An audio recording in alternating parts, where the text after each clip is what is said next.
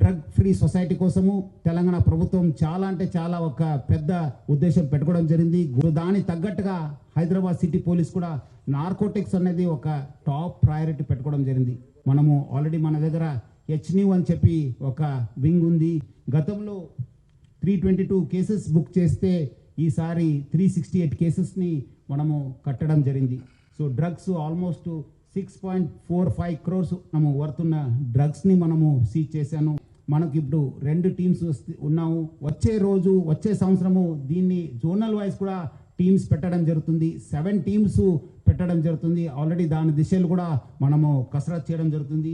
అట్లానే మనము ఈ ఎవరెవరు స్టేక్ హోల్డర్స్ ఉన్నారు, మన ఈగల్ టీం వాళ్ళు కావచ్చు, బయట ఉన్న డిఆర్ఐ వాళ్ళు కావచ్చు, ఈడీ వాళ్ళు కావచ్చు, మన ఎన్సీబీ వాళ్ళు కావచ్చు, డ్రగ్స్ డిపార్ట్మెంటల్ కావచ్చు, ఎక్సైజ్ వాళ్ళందరితో కూడా ఒకటే వేదిక పైన మనము రావడం జరిగింది. లాస్ట్ మంతే ఒక కోఆర్డినేషన్ మీటింగ్ కండక్ట్ చేశాను. మనము చాలా డీటెయిల్గా మన ఒక ఇంటెలిజెన్స్ కూడా ఎక్స్చేంజ్ చేసుకోవడానికి ఒక వేదికను కూడా మనము సిద్ధం చేసుకోవడం జరిగింది.